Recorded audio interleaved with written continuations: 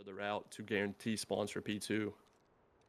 Yeah, and as we head into things, map 1, get your popcorn, ladies and gentlemen. Gold Premade. This is the upper echelon. This is where the peeps come to play. They're screaming every day. Sanji on the hill, and Alex Dubs with a nice double piece to start things off for the side of the Hawaiians. They are sailing away like Moana, but as soon as I say that, it was responded right back with a break from the Dingoes.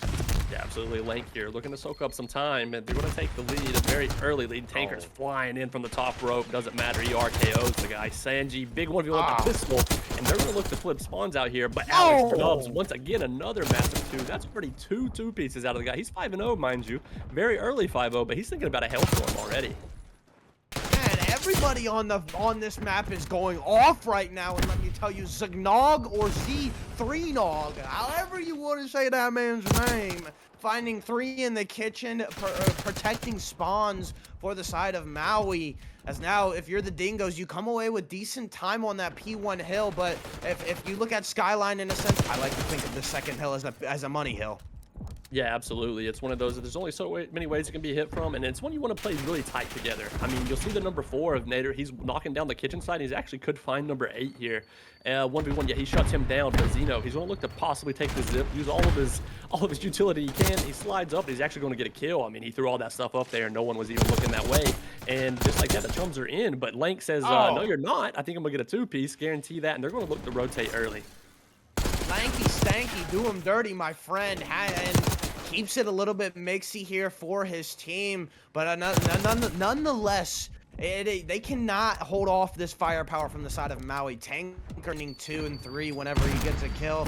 That's the problem, though, I see with Maui. You know, I talk about their firepower, and I mention every time they're lighting up the feed, they're finding 4 dead. The problem with these types of teams is the consistency. That's something I see a lot of problems when players are like, oh, this guy's the pop-off playmaker. He's the one where when he starts rolling, our team is rolling. I also see a lot of times where they fall flat on their back because when they don't get anything going, they ain't rolling. Yeah, absolutely. I mean, the number 8 of Tankers there, by the way, just made a massive play. He just took a route through pool all the way around bottom bed and gave his team spawns for P3. Or sorry, forgive me, P4. And they're actually on time here as well, looking to potentially take the lead here as the Dingoes, they're solo challenging one after one, and Zeno just cleaning them up. He's like, send more my way, please. You'll see Alex Stubbs is not trying to make the mistake that the Dingoes did. He's hanging around bed and trying to guarantee that he catches anyone trying to rotate that way, but Nader's hitting an underground route, and I don't know if they'll reach this. Yeah, and this is huge because now split spawns are coming in, or my bad, not split spawns, Nader hitting that route, finding one, unfortunately gets cut down. It's now up to Lank, who he needs to find something on the front side of this time. You know, he needs, this is a map where I don't think he can be out of his comfort zone. You know, I mentioned he's that guy that's anchoring, flipping spawns, and we talk about it time and time again. Skyline, that map where all logic goes out the window because of how fast-paced, because of how crazy, and because of how, like, chaotic it can get with those spawns. Yeah, Zeno's on an island back here with the sub, and that's not what you want, trying to block spawns at the same time. He's just going to kamikaze into hill here, and he's going to get traded. I mean, the Dingoes are ready for that 100%. He's using this power spot behind the tub with the Jackal, shuts down the man bottom bed. And, I mean, Chums flipped this out, and there's still 30 seconds left on this time. Dingoes are going to try to hit it from the front. They're sending 2 through bed as some of the Chums look to push out and start thinking about rotations already. Number 8 of Tankers is on the bench. He's a little late to it, but, I mean, he's there with the 1v1 in hill, and that was a 1v1 for the scrap time, basically, but he gets shut down as well. Only 10 seconds left on this one as we head into our second set of rotations. And currently, the Chums have the spawns for P2. They're going to look to lock that down, and you'll see the number 5 arrow of Alex. It's trying to make sure no one's sneaking around, but just as I say that, Sanji's going to look to try and possibly take a route as well as the number 4 of Nader. They shut down Alex. Yeah, and that's a huge 4-piece from the side of the Dingoes. They're able to clean house. This is where it can get a little chaotic because we saw 7 and 6 spawn out, 4 and 1 deal with that, and now they can read this properly. They see they're spawning from, you know, P4. They're like, hey, let's get into our positions and get our setup. Lank somehow didn't see that player. Hold on, did a double take. He did see him. And this is where, you know, the Dingoes, they're starting to crawl back a little bit. I think, again, this is based off what we've seen. I think chaotic kind of play style like Atlanta Dazed is what they kind of live and breathe for, but that is early in this map, early in this series. And Maui, though, just powerful. They fight through the front side. They find that this team prioritizing spawns over hill time right now, a little bit on these P1 hills. Yeah, and I actually respect it. I mean, P1, like I said, is one that's really tough to get time on anyway. But I mean, props to the Chums there. They did get a lot of time for a P1 heal. Lank, they actually pick up the number 6 arrow of Amok in the back as well, so that's huge. Dingoes actually end up with the spawns now. Number 1 versus number 7. Senji's looking for this guy. He knows they're around here. They're hitting through kitchen. He gets horrible timing there and misses the guy. He did not get the combat at all. He does find one in the back, but he's going to have more on time to look for. And sadly, the Chums break in there, no problem. Yeah, and Skyline, spawn out, spawn out, spawn out. That's Yeah. literally all we're saying right now, man. Like, come on. But now Dingoes have to fight to the front side here. Nader trying to get something going, able to find one. Comes at the cost of two as his teammates. Oh, Lank goes huge as he breaks the hill on his own. Not able to find that kill. And I think, again, this is what Skyline's about, you know, people flying at the hills, people always trying to break, and it's always just seems to be one hero play from the side of each team, whether it's Tanker and Xenog right now, or Lank, or on the other side. Those are the three people that are going huge for these teams. They're finding those routes, they're hitting those timings, they're getting 2-3 pieces and keeping their teams in the hill. That's why it's so close right now, only 20-point differential as we head into the third hill, which I also like to think this is a money hill if you hold it properly. Yeah, it can be. It just comes down to communication, right? I mean, because spawns flip so easily. Like, we're going to say that a billion times on this map, of course. But yeah, 1 second they're spawning fireplace, and 1 second they're spawning, like, back stone. Nader here, though, laying down fantastic shots from P1. And right now, Dingoes do have control of this, looking to try and tie it up, potentially take a lead. Amok hitting this one from the front. If he can't find one, as Lank actually will sniff him out. Lank pushing up. Wow, making 2 great shots there. And just like that, the Dingoes currently have spawn for next. Chums are going to get this scrap. You'll see Dingoes are just prioritizing P4. They're not going to push up and chow this one anymore. Yeah, but this is a hill, interestingly enough. They didn't hold, I don't think they held it really well last time. I think Maui got a decent amount of time on this 4th hill. So, again, we'll see how they deal with it because they're here first, and it looks like number 4 is doing a great job of locking down spawns. This is what you want. Trizzy right here, the pop-off playmaker. What can you do when you're in cutoff positionings? Not able to find one that's huge. And now, what was considered could be a money hill for the side of this orange team is drastically taking a turn for the worse as Xenog and number 6 are in through the backside. Yeah, it's interesting because Lank was actually back there anchoring the spawns, laying prone at that back umbrella area, but he gets shut down. I don't know who it was from on the Dingoes, but that was a ginormous kill because that guaranteed the spawn flip. And I mean, we still got 30 seconds left on this time. Trizzy doing his thing here in dark, looking to try to get the trade on time. The trade isn't needed, and they're all trying to hit it from the front. The Chums, that is, and they're getting shut down, picked off one by one by the ARs in the back spawn. 15 seconds, and teams are starting to think about P2. Chums don't want to overcommit. You can see the arrows of number 6 and number 5 are just chilling around P1, focusing on P2. Number 5 is going to slide over to kitchen and try to find this number 2 arrow of Lank. This will be a big fight to see how quick spawns flip this time, and Lank wins it. That is ginormous. Dingoes are going to go from scrap time to P2 spawns along with P1, and this could get out of hand here quickly. Yeah, but also this is I don't think this is a hill that the Dingoes held really effectively because again, this is one where, you know, it was flip central. People were always pushing through it, prioritizing that next hill. A Hellstorm comes into use. Is able to find one from the side of Tanker. I want to point out something on that last hill. It was very interesting to see how they were breaking that because when I handed it off to you, number 7 and number 6 were breaking D4 from the backside. Xenog split off and decided to hit that hill from the front side, which is why the Dingoes got decent time because they picked off that number 6 arrow on the back, and then all they had to do was focus on the front. And as long as I was talking right here, Dingoes held this P1 hill perfectly, I may say, because I think they came up with 30 seconds of time as we are now heading into the second hill where it can get a little bit crazy. Number 6 has slipped through though. Number 6 is the one to make a big play. He's making himself known. A Monk goes huge with 2 from the side of Tankers, and Maui respond with a big break late in this game. Yeah, absolutely. This is huge here. They're trying to extend the game. As you'll see, Dingoes only need 22 points. Nader coming in from the back. He's got a chance here to find Tankers. Oh, he does not need a Blank there. Make it almost, it'll be 4 in the feed for the Dingoes, and they should close this one out here and send us to our map 2. Yeah, it was crazy, and again, we talk about how chaotic Skylight can be. That's how chaotic it can be, because you look at that, you know, Maui was able to get the break, but I just don't think they felt the timing, you know, the spawn outs were there from the side of the Dingoes, but as soon as we saw the break happen, there was already 2 or 3 more orange arrows on the front side of P2 or flanking the backside. We saw it when those kills happened. I don't know who was holding those back piano steps on the outside of the map. He just turned around and orange was Hard in. point. Yeah, I think a lot of it's going to come down to communication here as we hop on board with the Chums who are attacking first. They look like it's going to be an A hit. It'll be interesting to see how the Dingoes plan to counter this. There's some good power positions on this map with ARs, some verticality to the map. Forgive me. Tankers fly into stage. He actually gets found. Speaking of the power spots, Link, he is the guy up here with the AR. He is not looking to let them get here easily at all. Yeah, hopefully some wall bangs can come through. Tanker should hear somebody reload, unless that's the game, because I hate that glitch when it does that. It's just reload. Checks me out sometimes, but hey, you talk about pace. Tankers gets the bomb down, almost got away with his life, but there, trades coming down from the sky. Alex Dubs not able to find that second kill. The collapses in, and now it's all up to a Monk, which I don't know if you can see it from up here, but unfortunately not Nader able to defuse the bomb.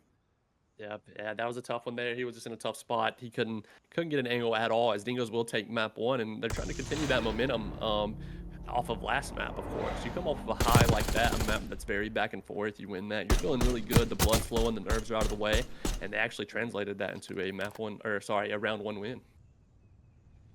That's huge out of the side of the Dingoes. I kind of want to bring something back up about this Chums team. You know, looking back over the text that me and Zeno, you know, sent back and forth to each other. He was talking about how well his teammates play their lives, and this is a team that's vibey and structured. That comes into play more in the S&D side of things, which is why I thought it was very interesting they wanted to put the respawn. Because usually, you know, in search and destroy, you need to have that backbone. You need to be, you know, well rooted in calm situations. So it's going to be interesting to see how this Chums teams takes it to them, and how well they can get lost in the sauce. Yeah, absolutely. You'll see here we got a 2v2 early on. Lank is gathering up with his teammate in Trizzy. That's very smart, trying to play trades. Trizzy gets info, plays his life, trying to slide out. Amok, though, taking a route. I don't know if they know he's here. They actually, that's a massive kill one to Link. Trizzy now left alone. Gonna have to try and clutch the 1v2. My man, stop ADS, and you're gonna give us a headache here. Trizzy trying to trip some balls. What can you do? Now making his way in the bleachers. Has to pick up the bomb here. 20 seconds left, though. This is gonna be huge. That door bang is gonna be incredible for a sound cue. Trizzy pops up. Not able to rip that player off that heady, and the Chums eating up some grub in that bar right there. Take a round win. Yeah, that kind of scary there had Trizzy won that 1v1, that power spawn the heady, but I mean, Alex's heady was just 10 times better here at the cash register. I mean, hey, it was a little close, Absolutely, yeah. Trying to take that one on with the aims and jackal range, that is a little scary, especially with the aims. Now, this is no Krig world. And I'm sure we're all thankful the Krig has now been banned as well in ranked play, because thank God the 4-bullet kill is gone. You know what I would have loved to seen? I would have loved to seen at least snipers stay in S&D. That would have been huge. On a map like this, they could have found something. Yeah, for sure. That one was very 50-50 in the community, if not 75-25, and the 25 only being the pros, because I know the community really loves the snipe, of course, who doesn't, for the playmaking abilities that can happen with it. We'll see, kind of at a standstill here, though. Dingoes kind of have everything they want unlocked. They kind of got 2 at each site. Maui's going to have to work together here to break something. There's so much doors and so much glass on this map that it's hard to do anything while being sneaky. I mean, you have to make noise when trying to make any play, and in search, that's miserable. Nader's got this whole site on lock, and I mean, one sound cue and his teammates are going to collapse over here. Wow, jump scare there. Nader's one shot playing his life, trying to slide out. He gets away as the rest of his team come over here to reinforce him. Yeah, I love this out of the side of the Dingoes. They've adapted well, but Zeno just finds the first blood, and Trizzy, I think, reflanked them from Ticket. This could be huge from the side of the Tripster. It's the bomb. That's huge. Oh, the bomb didn't go down, which is crazy. And now trades come out. Lank, last one alive. Well, we're able to... Oh, my God, Lank, run away. Wow, he still almost won that. I mean, he got away with his life there, but that was just a good read out of the Chums. That one got very scary. The trades came in. I mean, that's textbook, right? That's what you want in Surge.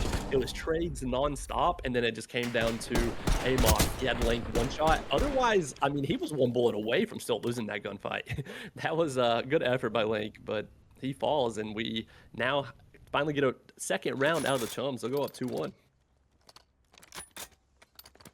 Yeah. Fortunately, Lank not able to live up to his brand name, let a naysayer know. But now as they head into the offensive side of things, first time around we saw them, I think, hit this A site. They're gonna try it again. Oh no, my bad. They hit the B site, so now they're switching things up.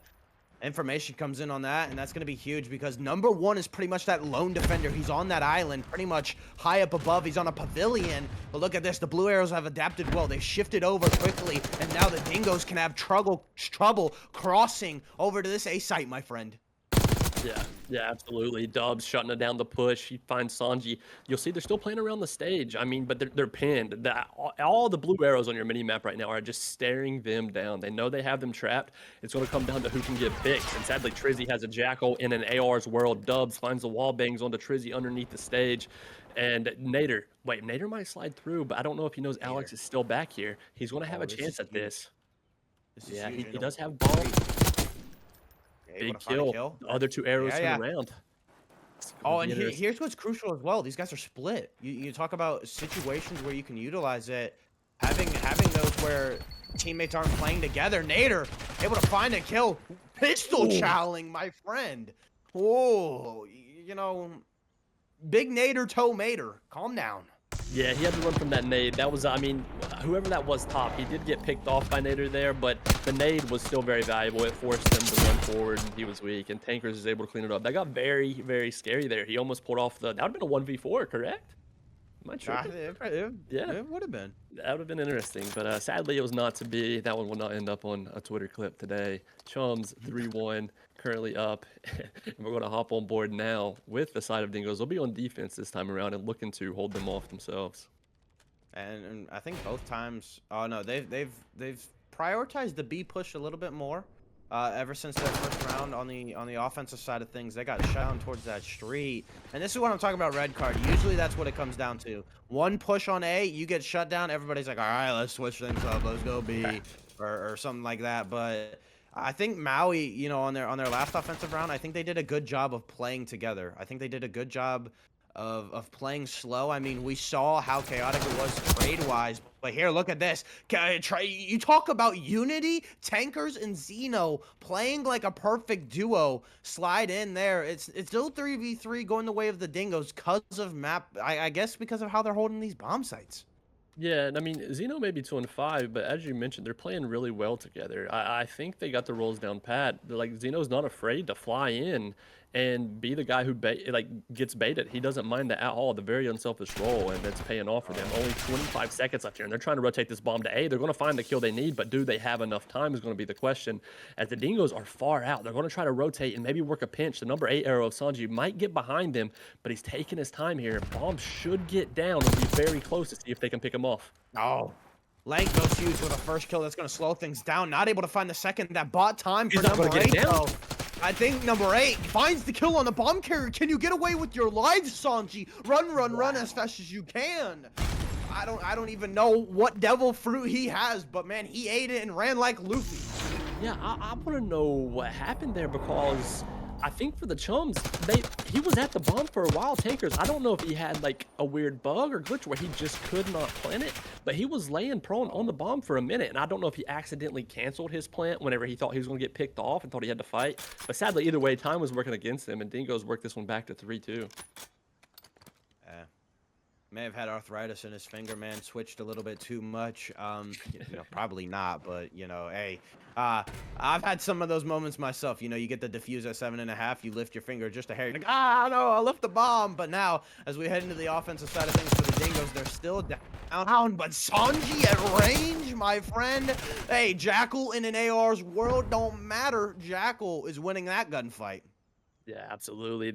That's the thing I really like in this game. If you're in Jackal range, the Jackal should win it. If you're in AR range, the AR should win it. Like, there's no, I feel like it's not as 50-50 this year. You have to actually use your knowledge and play to your strengths of what gun you're running. As Amok's tagged up, gonna get away with his life. Sadly he's not. Trizzy finds him. Dubs not able to get the trade before someone flies away. So I'm going to take it though. He fries Trizzy off the heady. Great shots. And we now have a 1v1 between Nader and Alex. Nader does have that bomb. Dubs going up here to his power spot. Oh, Nader might have read this. He's just playing underneath him, waiting on him to make a mistake. God, they're like apartment neighbors stomping on the floor below. You're making too much noise. Nader spots the gun. Hey, he saw like a car in a parking zone where he wasn't supposed to be. Grabbed it and said, "You got a fine, and that fine is your life." Yeah, that was a phenomenal play out of Nader. I mean, that's just having the info and just playing it smart. Like, he was waiting on Alex to make a mistake, and I wouldn't even call that a mistake. He just showed a little bit too much of himself. I mean, he got the power spot, thought it was the play, but Nader just had a little bit more knowledge on where Alex was. So can't discredit Alex too much there. But either way, it's 3-3, and Dingoes are gathering some momentum, and Nader's 7-4, mind you, and that's massive. And Dubs on the side of Chums is 8-5. As we're hopping on board, Dingoes will be on defense again. And the last time they were on defense, it was a banger of a round. It came down to literally like last second. And it was, again, Chums sticking to this B push ever since that first time. I mean, we have seen them rotate it, but still, they have always showed presence at the start, and Alex now getting aggressive. A Monk goes huge with a big one. And now in a 4v3 situation, trade central again. Nader and Sanji in the kill feed. Everybody flying out from the side of Chums. Unfortunately, they're eating Chum Bucket stuff from the Krusty Krab. Yeah, absolutely. It's a 1v3 here. Tanker's got some gun timing. Almost. Wow, even more gun timing. He's going to get away with his life temporarily, but I mean, he is absolutely trapped. All arrows are staring at him, and he's going to get. No, he's not. Good Lord, can he do this? He gets away with his life again. He's running. Lank is chasing. Tankers makes it all the way back to the bomb, but I think Lank's going to know what was down there. He's going to read this, but it's going to be another cat and mouse game. I don't know if he can make it all the way to A in time. Lank has to be reading this. It's going to be interesting. He's got to know. Tankers has not looked back after getting away with his life. This is huge. As now there's 15 seconds left. Number 5 has just stayed at B, now making his move. I think he can get the bomb down in time. It's going to be a little closer when he comes out of it, though. As now, Tankers, this is the next part. You do need to get away without getting spotted, and he did. Lank took the high ground. Unfortunately, Obi-Wan Kenobi was wrong. As now, Anakin Skywalker may get something on the dark side cooking up in a 1v3 situation. Lank and Tank, the two brothers, basically letters apart. What can they do? As 25 seconds left is now on the clock. Lank getting ever so mysterious on the backside of A. Are you gonna ninja it? Carefully spots Tank. Oh my goodness. Tankers, phenomenal round, clutching a 1v3. The man got away with his life like 3 different times, even right here at the end. Lank gets first shots on him, gets him weak. Tankers got unfortunate bad timing, but turns and snaps onto him and solidifies the round. Insane shots. It was huge because, again, you said it. Tank just winning gunfight after gunfight. Every situation was crazy. We saw him, get away with his life, able to climb up the ladder, somehow chowed out that man back Eskies and won it when he was still regenning. Was insane. Honestly, I think for him, that was a mental boost. He was like, oh, bro, I am winning this round. I am putting my team back on top. Yeah, absolutely. That was insane. I'm gonna head in here. He's playing around ticket. You'll see the Dingoes taking their time. Chums have phenomenal map presence. A is a little open, but number 1's trying to adjust himself to take care of that. He's probably calm, and there's absolutely nothing at A. They've kind of read this B push, and we're at a standstill. It's going to be interesting to see who gets the first blood pick. You have to imagine the subs are going to bang it out right here, and that's absolutely what happens. Tankers keeping his momentum going and shuts down Nader, and that's a big kill. Nader has been their slayer in this round, or sorry, in this search map. I see you there. I see you. But now Sanji trying to make something happen. Could have some timing here on number 2. Looks the wrong way. Able to find the kill. Tankers gets the respawn, and somehow again, old Mr. Hank run away like Forrest Gump. Unfortunately, isn't able to run away there. His legs braces gave out. As now it's a 1v1 situation. Go ahead. Yeah, sorry, forgive me. I was gonna say Tankers must have like 500 HP more than everybody else. Amok, big kill, and he wins the 1v1. That was just a good read there. Yeah, the info is it's now 5-3 in favor of the Chums, but that 5-3 curve will come into play. Wow, I mean, we saw it right there in the last matchup. Anything can happen. Hey, maybe a reset. Hold on. Ping. No, I'm just joking. I'm joking. But you know, now I think what is it? Maui up 5-3. This is huge for them, as on the offensive side of things, they haven't really found much. I think it's been all defense, other than early in this game. I think Maui got one offensive round win, which is why they're up 2 right now. But it's been huge for them. I think the way they have been able to trade out when it's needed most. And honestly, we saw it, big plays out of Tank to win that 1v3 situation. That was also huge, and why this team is up 5-3 now.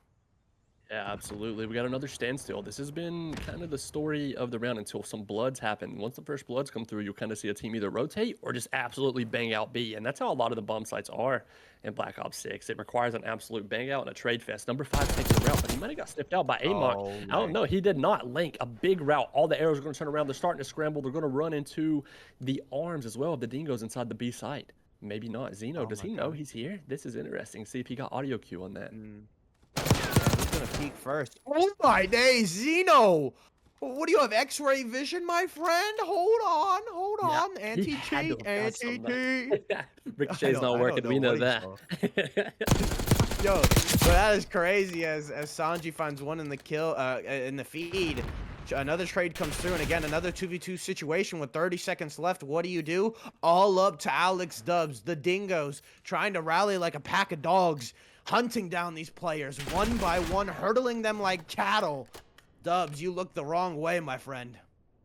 Yep, absolutely. And we're now down to, to 5-4. Forgive me there. This is getting a little scary. I mean, Nader's still doing his thing. He's 11-6 right now. That's phenomenal. He's really killing it. And it really speaks to the sub duo as well of these teams. Nader had an AR there, of course, but he was on his thing with the sub earlier in and around Ticket. It's going to be really interesting to see how much the Chums show right here on defense, because you got to think they want to play conservative. They do not want to go to a 5-5. Momentum has to feel like it's swaying. They just want to lock down these bomb sites, which they've been doing pretty clinically, I must say, as you can just get inside B so fast. And Dubs loves to play this angle where he can look across the entire stadium. This time the bomb carrier, wow, Nader rips Amok off the top, and that's a massive first blood. Do they know Tankers is here, though? He played this spot on the offensive side of things in the first round. A great stun check somehow. Tankers able to win that gunfight, though. Unfortunately, gets traded out by Lank. And now, as we see another situation, these players are split from the side of Maui, and the Dingoes just capitalize on that. Pick a corner, hide in it. Let the Chums make a mistake. Yeah, I think that stun that was thrown there was a little bit of a team stun as well. So I think that's why I think it was Tankers was able to end up winning that. So that was a little unfortunate, but nonetheless, we got a 5-5. And it's going to be really interesting to see how this one goes, because it is just, it's been an absolute bang out. These two teams are very, very evenly matched. I mean, we saw it in the hard point, and now we're seeing it here again in the search. I mean, this has been a phenomenal series. 12-8 out of Link, 12-6 out of Nader. We got to see if Trizzy can come up huge here and turn things around, as well as Zeno and the other team, see if they can be some playmakers for their team here. Yeah, I was about to say, Zeno 3-10 was on par with Trizzy 3-9, so honestly, whoever finds a kill first from those two is going to be a big difference maker. But hey, Alex Dubs at range AR. That's going to open up this A site just a bit. You see the arrows moving on the backside. You see number 6 slowly start shifting over, as now Trizzy ADSing his butt off, and now the game is going to come to a calm here. Calm before the storm is about to happen. Bomb goes down. These pieces are going to shift and move oh so ever carefully. Yeah, I mean, Nader almost made the play of killing the bomb planter, but he couldn't. And I don't think he's going to read Zeno being this close to bomb. Nader's going to have a big chance here. Wow, Nader snaps onto him. That is ginormous. Tankers, though, trying to play around his top bushes. He's going to get found out as well from Trizzy. It's now a 3v1 for Amok. He's on an island stuck at the bushes. You have to think this one's going to go away with the Dingoes, and it does. This is insane. They came back. They came all the way back. The 5-3 curse is real. It was crazy because they also Chums came out and responded with, I think it was like 3 straight wins, and then Dingoes just responded with 3 of their own. Back and forth you go. Alrighty. Hey, it may have been a little bit longer break than I usually promise, ladies, but we're back, better than ever on Vault Control. And hey, just to recap, Dingoes up 2-0 early in this series. Yeah, absolutely. You'll see they're actually trying to get an early. There's some presence at B here. Tanker's pulling out the pistol, getting out in length though. Inside the vault door, he gets found out, and they're going to get that push at B shut down rather quickly. No real progress made at either point. There is a little bit of B, of course, but nothing to write home about. A lot of this is about spawn trapping, you know, and it can get very, very mixy and very frustrating whenever you cannot get out of the spawn trap. Yeah, and that's the thing about vault control. When you have a player like Tank or a sub that can get real aggressive on that front hallway, just like Lank is doing. He doesn't have a sub, but he's doing everything with the AR. Look at him finding kills, creating map presence. It's a little choppy for me, but I'll work with it as here. Vault control, this is where, you know, if you don't have a lot of map presence, this is also a chaotic map. You know, you're flipping from point to point, a little bit like Protocol, as we saw Atlanta do that early in tonight. It's just a lot of things are very similar on these control maps. Yeah, absolutely. I mean, one thing though that does stand out in the difference in the maps is, as we only have 30 seconds here, mind you, it's dwindling that quickly with no real progress. Nader's going to hop on A real quick and try to stop the time. He's got some support coming in from top cat, flying in. A team kill comes in. The Chums. Sanji hops on time. Zeno makes up for the team kill though and finds 2 of his own before he's shut down by Lank. They find Lank. 1v1. Tankers wins it. Gets the time ticking again. And this is huge because it's, again, usually you see a lot of teams play this A site, A point first, and then they move on to B. It was a very bold decision to hit that B control point early. Obviously, it hasn't paid off. They didn't even get a tick off of it, but now in time, Sanji goes huge with a double kill of his own, and that may be this A point done and dusted. So 1 minute on the clock is added. Some extra life, some extra room to breathe for the side of the Dingoes. Yeah, they might have got that point, but they lost 2 lives in the process, and now they're down 5v11. They do find a pick there, but Alex is going to find a pick of his own, and they only have 4 lives left on this. Oh, a team kill comes through. The random car bomb blows up, and that is tough. Tankers, though, find one on the Link. Trizzy finds Zeno. Sanji playing his life here, taking his time. Only 3 lives remaining on the side of the Dingoes. Every life matters at this point. Oh, he gets horrific COD timing. That's unfortunate. This one you have to think is going to go the way of the Chums. Yeah, 2v7. You ain't nothing much you can do but just play your life and try and take as many down with you as Nader, trying to do that on street, trying to provide some time for Tracy to hit a flank, but now gets taken down. 20 seconds left. Nader by himself isn't able to find anything. Is founded by Sharks. Absolutely, yeah. And shout out to Vortex in the chat, by the way. That's some good comms. He mentioned Maui's all wearing the shark skins. I like the team Kim there and fitting their name Maui. Tankers, by the way, do you see that? They're 14-4 in the first round. This man is frying. That is insane. Hey, you know what? Honestly, something he's deviating from what Maui told me. You know, again, Zeno telling me this team is, you know, vibes. They're a structured team. They're calm. Hey, Tanker's like, hey, we need to switch something up. We're down in this series, 0-2. You know, we need to stay alive this third map. You know, get a little bit grimy, get a little bit gritty, like the Dingoes. And going on the flip side, that's a team that I got the vibe again, based off map 1 and map 2, how they like to play a little bit chaotic. I think that's the vibe of this team. You know, all hell breaks loose, and that's where they go to tap. And honestly, right now, in the second round, Lank has some times top A positioning. Catwalk, whatever he can do, able to spot one, drops down, finds the kill. Maui, though, respond with 3 of their own right back. Absolutely. What I was going to say earlier, before that one round got mixy, is the difference between, like, in this map and other control maps is with its size, you can reinforce a hill that you're losing extremely fast. Let's say you get like a 4 dead or 3 dead on Protocol, you're running from Narnia to try and get there and defend the hill again. On this one, you're back in the mix so quick. And I mean, Maui now have capped this A point. They are up lives as well, 26-19. A very nice life lead, and 2 minutes still left on the clock. But B is ever so hard to cap, as we all know. And you'll see a lot of the Dingoes, they got somebody top Hookah and someone top Art. And so they're just looking to lock this down. The number 2 arrow is Lane, who was top Art. Forgive me, Hookah. He's looking to take a route now and try and get behind these Chums and hopefully set up a spawn trap. Yeah, and I like how the Dingoes are playing this one thing on vault control. I think it comes down to when you are able to break that vault door. That's when you have good success on the control on the point, because you can kind of sit behind that little block that sticks out. And Trizzy trying to prevent these players from the side of Maui to do that. I like having a sub here because again, when you chow the hill, it's just another lane for these people to look. As he's able to find one, does get traded out. They may have cracked the code though. A monk trying to provide range for cover fire with the AR. All of these players are here from the side of Maui. It's the 3-man stack. They're flooding, but 3 in the feed from the side of Dingoes. And look at this, the Aussies sticking to their guns. They are going all Australian on Maui. Yeah, absolutely. I mean, you look at the lives now, it's 12 to, well, make it 11 now. Trizzy's not letting up. Oh my goodness, if he'd done that, I would have been crazy. But yeah, he gets a massive 2 or 3 there, and the lives are now tied. Well, make it 10-11 now. But I mean, what was a massive life gap in favor of the Chums has quickly dwindled. I mean, and that's thanks to the mixiness of B. I mean, Sanji, oh my lord, this man is frying right now.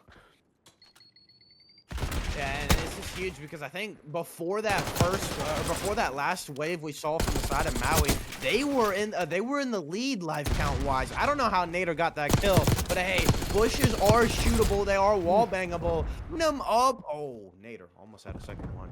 But I was gonna say, Maui, they had that life lead heading into their offensive push that didn't get shut down. It was huge because now we see it's just a flip of the script. You have a player like Trizzy that got out in space, found a double kill, and is now. I mean, they still have the life lead though. Yeah, I mean, Alex almost made a phenomenal play there. He got into bottom art and kills 2, but at the same time, Trizzy was pinching from mid-cut, and he finds 2 of his own and shuts down that entire Chums push. So, like, the 2 plays counteracted one another, and I mean, only 11 seconds left here. Zeno's able to hop on time and stop the clock for a second. Only 1 life left on the side of Chums, and he gets shut down. That B point is just so hard to cap. Yeah, I'm gonna show a lot of love to Trizzy this round because the first 2 game modes, he wasn't one that stood out a lot. Now, again, going back to talking to Proxy and all them, he was one that said, hey, Trizzy is that guy that can go huge for us. He's the one that can make big plays. And right now, every time he's finding a kill, he's finding 2 or 3 more on top of it. That's what you want from one of your big playmakers, the stars, especially in a map 3 where we had a lengthy break. And usually a lot of times teams can get a little bit checked. We saw that last match where, there's some icing going on and some players can, psychologically get out of it. But if you have a player like Tracy that can come into the feed and refresh the mindset of your team to get aggressive, that just makes it all the more easier for this ding. Yeah, for sure. People, like, any player who, like, can't be impacted by any type of random curveball that's thrown into the mix, you always want somebody like that on your team. Remaining calm under pressure is extremely key in a lot of aspects of life, but especially in competitive Call of Duty, as we know. Getting mixy around P2, he's got them all spawned in front ammo. I mean, we got 1 minute left here, and 3 ticks progress on A, which is pretty notable. I mean, Trizzy, when are they going to pick this guy up mid-cut, by the way? The man, he's guaranteed a kill every time he hits through P1. He must have like an invisibility cloak on or something. They can't find the guy. Yeah, it's been huge, but all the success from the side of Dingoes, they haven't found anything on the offensive side. Is again, they've just been playing. I think they've been playing more routes. They've been trying to, hit something, cause a flank, cause a chain reaction. As you've been seeing them play top cat a lot, trying to put through on this P4 side. As now Nader finally pops onto it, we get a 3-man stack. They're looking to get this extra time, but again, it's the common theme. Maybe is it too little, too late? Because now with only an extra minute added, you're almost bound to a minute on game clock already. Yeah, A didn't get capped nowhere near as quickly as they'd like there, but they got a decent stack on B going here. They're going to get 1 tick of progress, but they're going to get pissed from both sides here. Maui playing this really well. Trizzy, though, I mean, Sanji, actually. Sanji with a big 2. They got good shots on the AMOC. They're stacking the point. They're trying to send more reinforcements up there. The nade comes in. It's not enough. Sanji and nade up the top art. All the Chums are about to flood this from the front. It's about to get really mixy. Yeah, 3 go down, 4 go down, make it 5. I don't even know how you can get 5 on this game, but they did when I was watching the feed. Hey, the Dingoes clutch up on an offensive round, which is huge because going back to their defense, going back to that last round, man, if they close it out here, they take this best of 5. Yeah, and I mean, you mentioned the vault door, and look, that's where this whole entire play right here started from. Sanji gets like a massive 2 or 3 here. He reads this, like, he's still playing this vault door. He has the awareness. He says, screw it. They're not coming that way. He turns around, snaps on massive 2-piece, and that started this entire B cap because I think it was the Chums still had someone top art, but it didn't matter. They suppressed him as well, and they just flooded the hill, and finally, we witnessed a B cap. That's huge. Dingoes learning from their mistakes a little bit, you know. They took some time on that push right there. They worked it like a team. You know, they found the kills and then finally stacked the point. That's what you love to see. And in that first offensive round by them, I think they got a little bit too chaotic. You know, especially for their play style. I think they just, you know, they were kind of trying to slay out instead of play for those ticks and play for the positioning. As soon as I say that, hey, we get into a round. It's now a double cap as a Monk is on here on the B site. How much can he get before he is brought down? That is the question. As these orange arrows are circling him, able to find one, but the trade does come through. Lank trying to chow out. Unfortunately, isn't able to find. And now Maui still continuing their progress on this A site. Yeah, I mean, Tanker's sitting at 27-19. He is having an absolutely stellar map. Xeno's trying to play around this line and check, getting behind anyone coming through, and he actually picks up Trizzy, and he's got the cap started again on A. You want to see the Dingo start to collapse on this as the Chums teammates are going to start to come off spawn and trying to reinforce this cap. They want to guarantee this early. There's only a minute of time left. No real notable progress at either point. They do have the 1 ticket B, but guaranteeing A is everything on this map, as we all know. But Amok's stuck over to B as well. The pressure is really on the Dingoes here to make a choice. Wow, I mean, Nader's nade. What a nade out of Nader. Could get used to saying that one. It flows so easily. Big bang out here today as well. Sanji, a walking 2-piece this map. Shuts that one down. Nader. No, Nader eats a nugget with nothing but a potato. And honestly, again, doesn't make sense. But hey, number 3 snuck in through the backside. Again, that's Nader making big plays. What can he find? As still, they need to get this A point. Dingoes preventing them at all costs. As now it's down to Zeno. This is where it gets dangerous because we've seen these subs from the side of Sydney just run all over this map. They have hit all sorts of timing. They still haven't capped AT. What are you doing? As a Monk with the 2-piece can try and hopefully do that. But Sanji is here in the nick of time. Somebody step on it. Wow. Yeah, wow, that got really scary really fast there. That was insane for the Chums. They come through, and I mean, just like that though, I mean, the lives, there's a, what, 2 life difference is all that separates these teams with another minute 15 to go.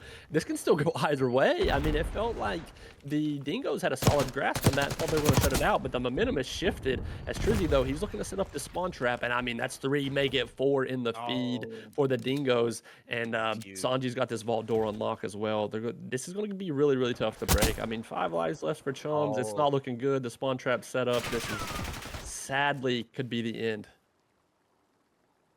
The subs have come to play from the Dingoes. I get about it. We just literally saw them. They were hitting routes so far all the way out to P2. Not really seeing that much in control, especially because of where that B side is. You know, you're expecting more routes to be hit through the middle of the map. P1, you know, bottom vault, little things like that. But you know, those guys just running deep into the other team's spawn, making them work for it. Now 7v3. Xena is here though, not able to find much, and again, it's just up to one person. A Monk, say a prayer, go to the mountain lands. What can you find? And that is nothing right now with 30 seconds left. It is all Aussie land. As now a Monk still standing. Has to touch time to make something. Yeah, they're easily going to find him out here, of course, and that is going to do it. The Dingoes, man. I mean, this felt like the closest 3-0 series I've probably seen in a bit. Like both teams played very, very well. It's just the Dingoes were the kings at controlling chaos. You said it all night. You brought up chaos, but like